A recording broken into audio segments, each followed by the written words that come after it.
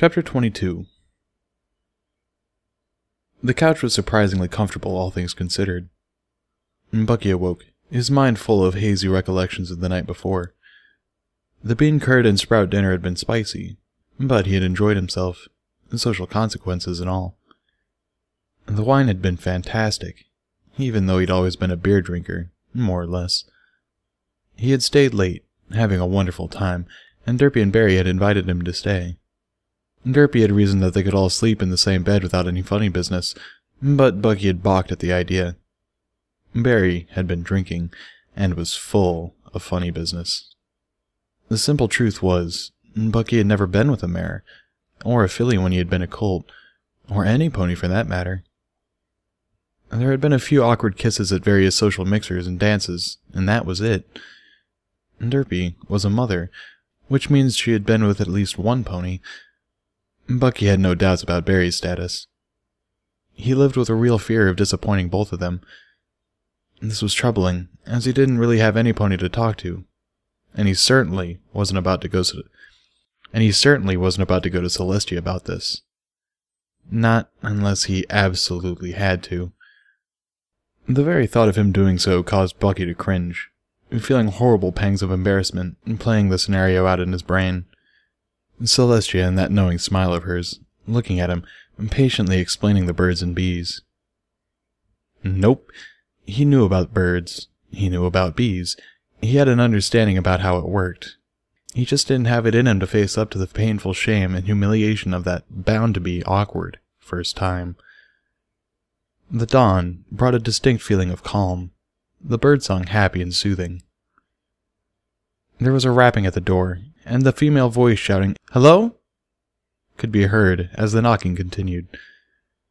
Bucky heard thumps upstairs. Ponies were waking. Bucky rolled from the couch, landed on his hooves, and moved to answer the door. Some pony was certainly knocking at an early hour. Bucky crossed the immaculately clean living room, stood at the door, and opened it slowly, ready for anything. Cheerilee stood at the door, peering at Bucky with a faint smile, her eyes wide and bright. "Hi there," she greeted. "I wanted to come by before school starts. I needed to speak to you and Miss Hooves. I know she heads off to work early." "Me?" asked Bucky, blinking a few times, still trying to clear the sleepy from his head. Cheerilee was a morning pony. Bucky didn't much care for morning ponies. "Yes, you," answered Cheerilee. "I wanted to thank you for the other day, keeping Dinky safe." "I destroyed the slide," Bucky said sheepishly. "I know, that's all right. We'll be getting a new one," Cheerilee said cheerfully. "And Celestia plans to deduct the cost of the slide from your salary." "Wait, how do you know about that?" Bucky demanded, concern creeping into his voice. Derpy had come down the stairs, and now stood beside him. He felt her snoot pressing into his side briefly. "I've had some messages delivered explaining the situation, and I've been in contact with Princess Celestia and Princess Twilight Sparkle. We've discussed the situation. We all want Dinky back in school as soon as you both feel comfortable with allowing her to return, on the condition that Bucky attends the school as well, to both monitor Dinky, and to possibly assist with a little magical instruction for the other little unicorn foals in class," Cheerilee said, still smiling, still impossibly cheerful for this hour of the morning. "Princess Celestia agrees with my assertions that you deserve a higher pay grade. Being an educator of any stripe is tough, but she wants greater returns for her financial investment. Also, Mr. Rich is matching her bit for bit. He also expresses an interest in magical education." "And Dinky can go back to school?" Derpy said, blinking her eyes slowly, still only half awake. She smacked her lips a few times, obviously a bit hungover. "As long as the conditions are met, yes," Cheerilee replied. "I want Dinky to have a normal foalhood. Bucky, I really, really want this, but I don't want you to feel obligated. You can continue to tutor Dinky at home," Derpy said. Bucky felt Derpy pressing up against him, leaning on him, her wing now resting on his withers.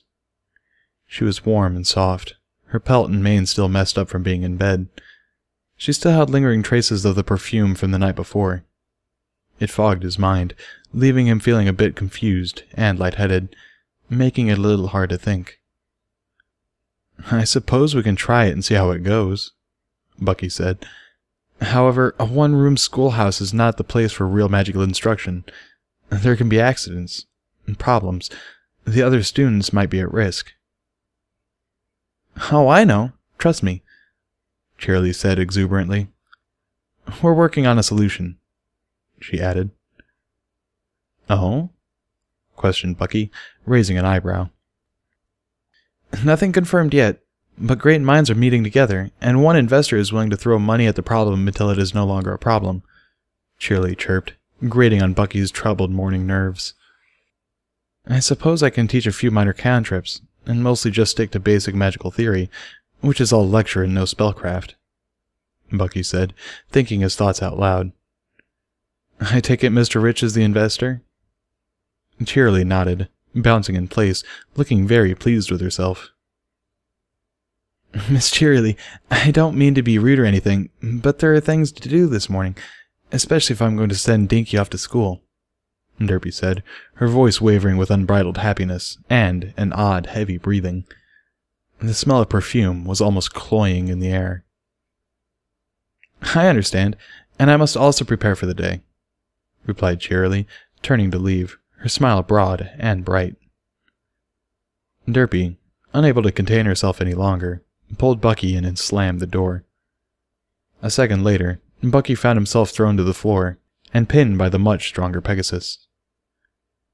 "You keep looking after my foal," she said breathlessly, planting a wet smooch on his lips.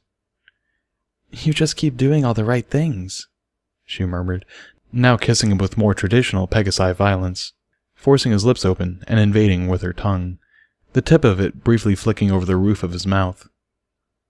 Bucky squirmed, his own breath completely stolen away, and he found he was quite powerless to resist the Pegasus's affections. His head slammed painfully into the floor as she pressed her advantage for another kiss, her forelegs wrapped painfully tight around his body, pinning his own forelegs to his sides, the joints crackling and popping. For a brief moment, Bucky wondered if he could physically survive the overly affectionate Pegasus, as his head was being grounded into the floor as she kissed him, her powerful suction actually forcing his tongue from his own mouth, and he had no idea what was going on in the complicated oral interactions taking place. But he liked it. After several minutes of abusing the poor defenseless unicorn, Derpy rose to her hooves, wobbling unsteadily, her wings half flared, and she staggered off towards the stairs. "Whew!" she shouted, fanning herself with a somewhat stiffened wing. "I'm going to go tell Dinky the good news," she said, now going up the stairs. Battered Bucky continued to lay on the floor, his barrel heaving, fearing for his life. He didn't speak Pegasus, but it wasn't hard to figure out the meaning of what Derpy was communicating. A terrifying thought occurred to Bucky. There were two of them, both of them a great deal stronger than he was. He sniffed again, and then noticed that Derpy's perfume had been left behind all over his pelt. His lips felt waxy and oily, and his tongue felt numb and peculiar. "Ow!" Bucky groaned, trying to get up on his hooves, his whole body aching. "Oh, bother!" he hissed, his shoulder popping painfully as he placed weight on his front leg. He needed a shower. He peered at the stairs, knowing that he was welcome to shower here if he needed one. He took a deep, shuddering breath, feeling more than a little aroused, and silently made note to continue to look after Derpy and Barry's foals. He took a few cautious steps towards the stairs, his mind flashing memories of the torrid, tongue-probing kiss. The shower was hot and soothed his battered body. Bucky stood under the showerhead, his eyes closed, his mind wandering. He didn't mind following Dinky to school. Bucky took a deep breath and inhaled the steam. The shower was in the second bathroom upstairs. The other had a tub. Bucky's shower was suddenly interrupted by a plum-colored mare shoving her way into the now crowded shower stall, pressing up against him, smiling broadly. Hi, Bucky.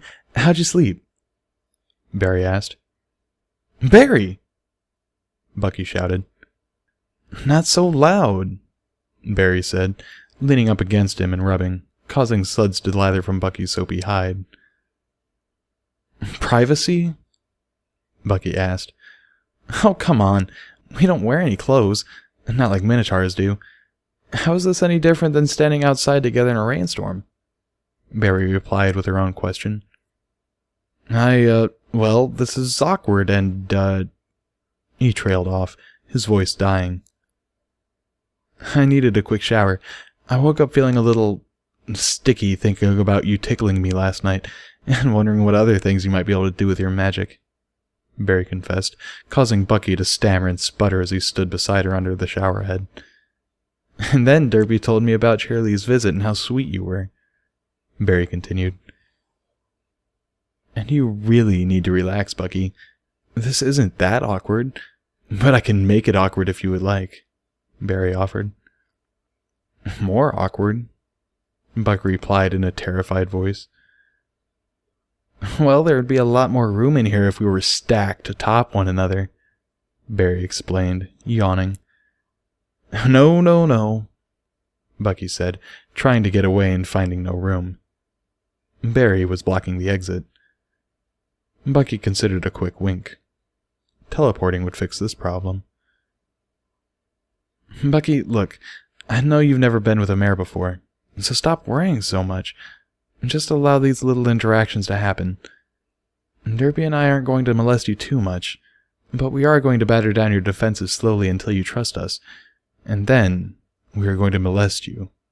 A lot, Barry said, having turned around awkwardly, and was now rubbing her other side up against Bucky to get it soapy. Bucky froze. Any magic he was about to summon was now completely gone. Barry nuzzled his neck gently, her body wet and warm against his. It breaks my heart that you've been so neglected, she said, all traces of her teasing tones gone. You shy away from contact. You flinch when touched. You cringe sometimes when you see other ponies touching, and you live under constant fear of embarrassment. Even if it isn't intimate, sexy-type contact, just simple pony-on-pony contact, you hold back. It hurts me to watch it. Herd interactions require regular contact. We were never meant to be individuals, dear Bucky. We are a social animal. Bucky swallowed, gritted his teeth, and lifted the bottle of liquid soap slowly with his magic, straining to perform the simple act of levitation. He tilted the bottle over Barry's back, squeezed, and then cringed painfully as the bottle made a terrible flatulent sound that echoed in the shower stall as it was squeezed. Oh, that's cold, Barry gasped, arching her back and prancing in place, her hooves clattering on the tile. Cold, cold, cold, cold soap. I don't always know how to act around other ponies, Bucky confessed, using his magic to lift up a scrub brush. He went to work scrubbing, almost feeling as though he was going to throw up at any moment. Rough being a type 3, I guess, Barry said. That's a part of it. Magic is so strongly tied to emotion, Bucky admitted. So I guess it is easier to deal with objects that have no emotions, like telescopes and books, Barry answered. Yeah, Bucky said, still scrubbing. Speaking as a numbskull to a snob, you have to know something important. I am stubborn, and you can't out-stubborn an Earth pony. I'm going to make you feel emotion even if it kills us both. I'm going to wear you down, batter down your defenses, and I will get to know you. The you deep down inside, the one that you keep hidden away, safe and secure in a little mental fortress. Barry turned to look at Bucky as she spoke, her eyes wide, her mane wet and clinging to her shapely neck. I will drag you back into the herd kicking and screaming if I have to, and I have help. I understand the need for caution. I understand that you must remain ever vigilant to hold back what could harm us all, but you don't have to do it alone. It isn't fair to you. Bucky nodded, now moving invisible forces to scrub Barry's neck. She raised her neck, tilting her head, her eyes wide with pleasure as something she could not see washed her mane. Oh, that has to be the best feeling ever, she gasped, her eyes now closing. And channel your magic doing this all day. I'll sacrifice myself for the greater good, Barry offered. Bucky laughed, a nervous laugh. His laughter was cut short by another pair of lips pressing into his own, the hot water running rivulets down the two mouths pressed together. Barry nibbled on his lip, biting down and pulling away his lower lip from his teeth, stretching it out before letting it go, opening her eyes and looking into his as she did so. See? Just a friendly shower. Nothing to worry about, she said in reassuring tones. So, after I went to bed on the couch last night, did, you and Derpy, well, you know, get to know one another? Bucky asked. No. Well, there was a little kissing, and maybe a little bit more spooning than usual. But she and I agreed that no pony is doing anything to any pony until we are all in a place where we can take the first big step in our relationship together. Just come to us when you are ready, Bucky. It really is that simple, Barry said, punctuating her words with a gentle peck on the cheek. Both of them stood, allowing the water to rinse soap from their coats. Barry resumed her teasing mood, picking up the shower brush and hoof, and giving more delicate parts of her anatomy a good scrubbing. I suppose it would be too much to ask for you to scrub these hard-to-reach places, she said, sticking her tongue out.